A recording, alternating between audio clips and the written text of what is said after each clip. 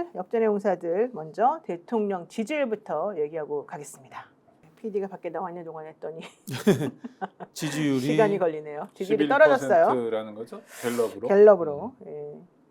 예, 지금 화면 보면은요, 네, 연합뉴스 출처라고 나왔는데, 윤석열 대통령 국정 지지도 85%가 부정입니다. 12월 10일부터 12일까지 전 국민 만 18세 이상 성인 남녀를 대상으로 해서 1,002명 전화조사원들이 인터뷰를 했고요. 응답률은 15.8%였다고 하죠. 좀 꽤 높습니다. 신뢰 수준은 95%이고 표본오차가 플러스 마이너스 3.1%인데 긍정평가는 11%, 부정평가는 85%. 이 정도면 뭐 더 이상 방법이 없을 정도다 생각이 드는데 어떻습니까? 그러니까 저는 떠오르는 단어가 발악인데요. 발악을 해도 오르지 않았다. 네. 게다가 5%포인트 떨어졌죠. 윤석열이 때론 조용히 있었습니다. 그렇죠. 때로는 뭐 우리 당과 함께 뭐 여러 가지 임기를 포함해서 그리고 책임지겠다 이런 얘기했다가 그것도 뭐 지지율 상승에 영향을 미치지 않았고요. 그 다음에 담화를 통해서 뭐 끝까지 한번 가보겠다 하는 것도 안 되는 거예요. 그러니까 네.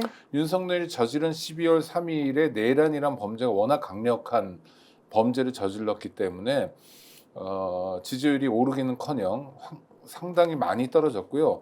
다음번에도 글쎄 여론조사를 또 할 수 있을까 모르지만 그때도 대통령 자리에 있을지 몰라서요. 만약 다음에 한 번 더 진행한다면 그때는 한 자릿수로 떨어질 겁니다. 근데 많은 분들이 아직도 11%입니까? 이렇게 얘기하시는 분들이 많습니다. 6월의 기영님, 대한국세청님, 네, GW 베이직 X님, 수박님, 닉네임 안지움77님, 김봄님, 많은 분들이 또 우와77님, 왜 11%나 나오나 이런 얘기 하시는데 저도 조금 우려스러웠어요. 생각보다 높아요.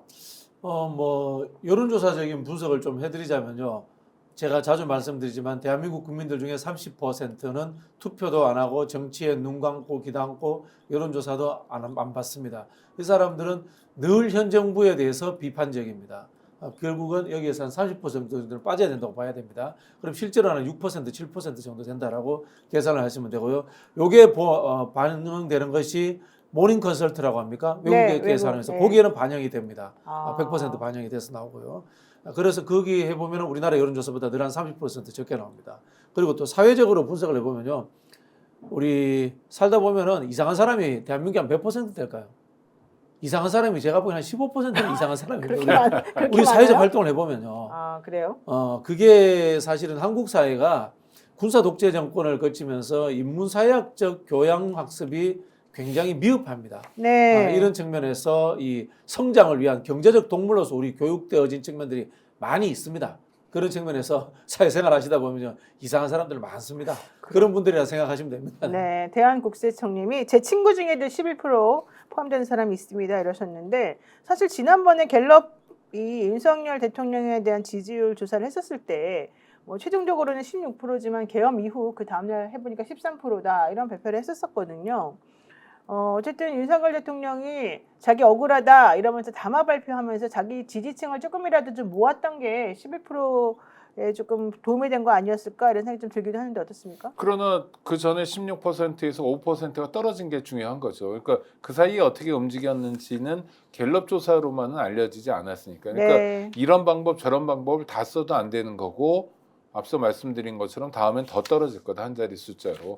이미 아무리 보수적인 사람이라도 아무리 눈 감고 귀 감은 사람이라도 윤석열과 함께 갈 수 없다는 판단들을 하는 것 같아요. 그렇군요. 대구 경북도 마찬가지고요. 네, 지금 국민의힘당 지지율이 24%로 나왔습니다. 엄청 많이 나오는 겁니다. 네, 이게 놀랍네요. 이거는 아, 지금 그래요? 정치 시즌이기 때문에 결집되어 있는 겁니다.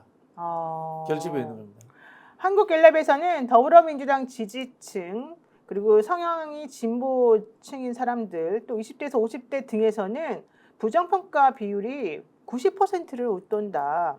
다만 여당인 국민의힘 지지층이 24%를 유지하고는 있지만 아직 뭐 이분들에게서도 긍정이 38%, 부정은 53%여서 어쨌든 방향은 확실하다 뭐 이런 식으로 좀 평가를 하고 있습니다. 근데 참 제가 생각해도 좀 이해가 안 가는 게 국민의힘 권성동 원내대표가 오늘 원내대표 어제 됐죠? 어제 됐나요? 하면서 당론으로 탄핵 부결 당론을 뭐 펼치겠다. 그리고 내일 다시 회의하겠다. 뭐 이런 얘기도 했고 지금 그렇게 되면 한동훈 대표 최고위원들이 다 사퇴하면서 그만두게 만들겠다. 뭐 이런 얘기도 지금 나오고 좀 그렇습니다. 근데 아니, 자기네 당대표를 대통령이 계엄을 선포하면서 체포하라고 했다는데도 국민의힘이 이렇게 해도 되는 겁니까? 당연히 안 되죠. 그러니까 놀라운 거예요. 24%가. 왜냐하면 국민의힘이 배출한 공천해가지고 국민의힘이 여당 아닙니까? 대통령이 네. 내란을 저질렀고 그다음에 그걸 수습하는 과정에서 당의 존재감이 전혀 없었어요. 그랬죠. 그러니까 우왕좌왕하고 자기 살 길만 찾았고 저는 어제 권성동 씨가 그 카메라 앞에서 했던 얘기 이게 뭐야?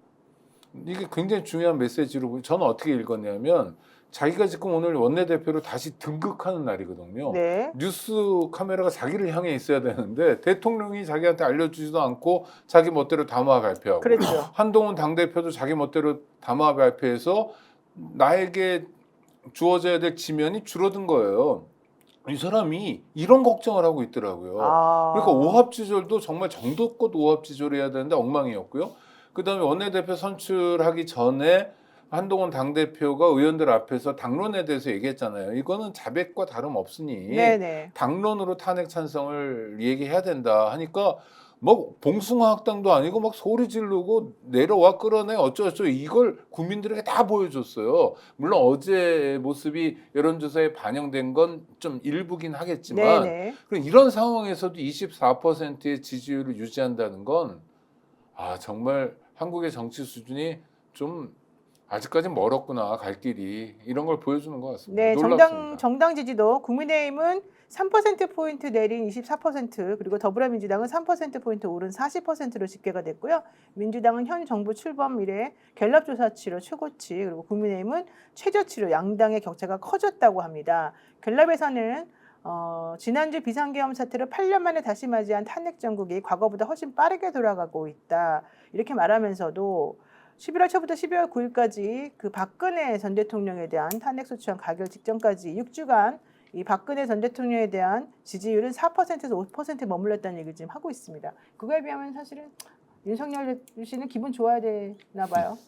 그게 이제 제가 좀 분석을 하자면은 네. 국민의힘이 핵심 지지층이 없고 정체성이 없기 때문에 그런 거예요. 아, 그래요? 박근혜 오. 대통령과 그 당시 새누리당은 보수 정당이었습니다. 네. 그래서 박근혜 대통령이 했던 행태가 보수의 가치를 무너뜨리고 그들이 이제까지 산업화 세력으로서 쌓았던 성을 무너뜨렸기 때문에 거기에 대해서 스스로 실망한 측면이 있습니다. 그러나 지금 윤석열과 국민의힘은 보수도 뭐 중도도 아니고 그냥 잡다한 이익관계 집단들입니다. 쉽게 말하면은 권성동이라든가 뭐 우리 보수 유튜버라고 이야기하는 고성국 이런 사람들도 윤석열 잘못했다는 거 알 겁니다. 그럼 왜 이러냐? 네. 이익이 되니까 코인이 팔리니까. 아. 그리고 하다못해 권성동 입장에서는 야, 이 틈에 아스팔트 보트라도 내가 챙겨 먹어야지. 이런 이익관계에서 생각을 하는 겁니다. 즉 이 뜻이 뭔가 하면요. 네. 한국 사회가 2016년 촛불과 2017년 정권 교체 이후 정치적 주류는 사실은 민주당으로 바뀌었습니다. 민주당으로 바뀌었고요. 나머지 세력들은 지리멸렬한 이른바 표현이 그렇습니다만은 뭐라고 해야 돼? 찌개다시? 뭐 이런 세력 정도가 된 겁니다. 네. 반정립이 된 겁니다. 민주당이 싫어서 그쪽에 모여 있는 사람들이 된 겁니다. 이게 주류적 흐름이 아닌 거예요. 그런데 지금 민주당이 집권할 것 같잖아요. 이재명 대표가 대통령이 될 것 같잖아요. 여기에 대해서 반대하는 사람들, 싫어하는 사람들이 모여 있는 것. 이게 지금 24%씩 지지율이 나오는 거예요. 자, 어쨌든 갤럽에서는 8년 전 탄핵 정국하고 비교를 해보면 대통령의 직무 긍정률하고 여당 지지도의 낙폭이 그때만큼 크지는 않다라고 판단을 했는데 저는 그게 대통령에 대한 지지율이 워낙 낮지 않습니까? 그렇기 때문에 사실 낙폭도 그렇게 크지 않을 수밖에 없는 것 같아요. 그리고 또 하나는 그때 네. 박근혜 씨는 어떤 상황이냐면 박근혜 대통령에 대한 수사가 진행되는 상황이었어요. 네. 근데 지금 아직 이 내란 사건에 대한 수사가 본격화되지 않았습니다. 네. 이제 겨우 김용현 하나 구속된 상황이거든요. 오늘 밤에 아마 그 조지호랑 그다음에 서울경찰청장이 구속될 것 같은데 이제 막 시작하는 상황입니다. 수사가 네. 진행되면요. 수사기관을 통해 수사기관이 지금 경쟁하고 있잖아요. 그렇죠. 오만 얘기가 다 튀어나오거든요. 그중에 악랄한 얘기도 있습니다. 노무현 대통령 논두렁 시계 같은 것도 있습니다만 피의사실 공표도 마구잡이로 하고 그러니까 그런 걸 통해서 국민들이 정말 염증을 느끼는 상태가 박근혜 씨의 지지율에 반영된 거고 네. 지금은 내란이 있었는데 뭐 이건 아직 사실관계에 대해서 그리고 물타기를 많이 하잖아요. 대통령이란 자 윤석열부터 뭐라 그럽니까?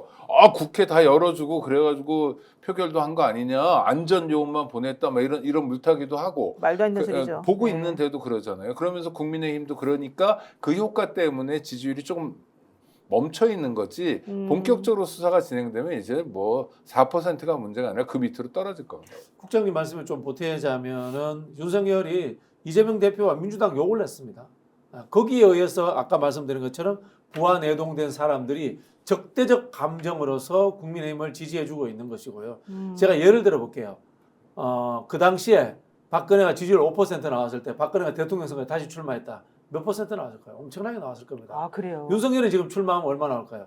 지금 지지율보다 조금 더 나올 겁니다. 사실 우리가 여론조사라고 하는 것들도요. 한편으로 정치적 허위의식을 담고 있습니다. 네. 옳고 그름의 가치 판단을 할 줄 아는 사람들은 박근혜를 부끄러워서 지지하지 못하는 거예요. 응답하지 못하는 거예요. 그러나 지금 윤석열을 응답하는 사람들이 있습니다. 부끄러움을 모르는 사람들인 겁니다. 그만큼 저는 우리 사회의 도덕적 정치적 판단 기준이 잘못된 사람들의 숫자가 늘어났다. 네. 앞서 말씀드린 것처럼 이상한 사람들이 많아졌다라는 이야기를 제가 드리고 싶은 겁니다. 네, 게다가 오늘 또 나온 의혹 중에 하나는 윤석열 대통령에 대한 지지를 호소하는 댓글 부대가 지금 동원되고 있다. 뭐 이런 의혹까지 지금 나오고 있습니다. 윤을 지킵시다. 댓글 지원 부탁합니다. 뭐 이러면서 지금 화면에 보시는 것처럼 댓글 부대 지금 뭔가 활약을 계속 하고 있는 것처럼 보이고 김건희 씨 같은 경우에도 계속 여기저기 전화를 돌리면서 본인의 팬카페에서도 활동도 하고 있고 또 유튜버 내지는 보수적인 성향의 사람들에게 계속 연락하면서 뭐 한동훈 저격하고 본인을 좀 지키려고 하는 그런 행동을 보이고 있다고 하거든요. 네. 야 이거는 뭐 그게 자기네들 입장에서는 먹힌다고 생각하니까 그러겠죠? 뭐 이것저것 해보는 건데 그런 걸 두고 발악이란 표현을 쓰는 게 가장 정확할 것 같고요. 네. 뿐만 아니라 뭐 조중동등 보수 신문에 전면 광고도 여러 차례 내고 있습니다. 그렇군요. 그래서 이게 내란이 아니고 뭐 윤석열이 한 거 그대로예요. 사면하듯이 외교권 행사하듯이 대통령이 헌법적 권한 내에서 행사하는 건데 뭐가 문제냐. 진짜 문제를 풀어보자. 그건 선관위 문제다. 부정선거다.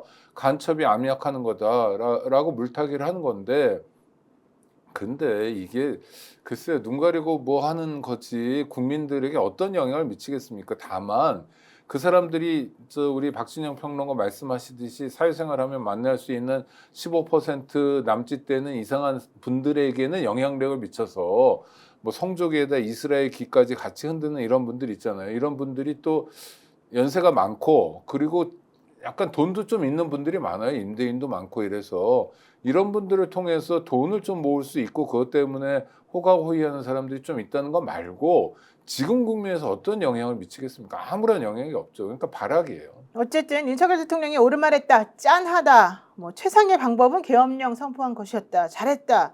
팩트를 근거로 풀어가는 이야기가 다 맞아 들어간다. 이런 등등의 의견이 수백 개 이상 한 언론사 댓글창에도 올라와 있었다고 얘기를 하는데요. 저분들 100년 전에 태어났으면 이완용이 옳았다 이런 이야기 했을 사람들이요. 아이고 생각하기도 싫습니다. 그런 사람들이 대한민국에서 같이 숨쉬고 있다니. 게다가 대한민국 국적을 가지고 있다니 너무 한심하다 생각이 드는데요. 실제로 저도 방송 준비하면서 MBC 뉴스를 좀 보다 왔는데 거기에 실시간 댓글에 부대가 있더라고요. 확실히. 그래요? 이재명 차단이 더 급한 일이다 뭐 이러면서 간첩이 뭐 중국이 어쩌고 이런 거 있잖아요. 괴담들.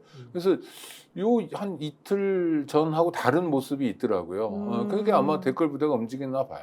스픽스는 말하는 언론입니다. 대세는 유튜브, 그중에서 스픽스. 좋아요, 댓글, 구독, 알림 설정. 여러분이 저희를 사랑해 주시고 우리가 여러분을 사랑하는 4가지 방법입니다.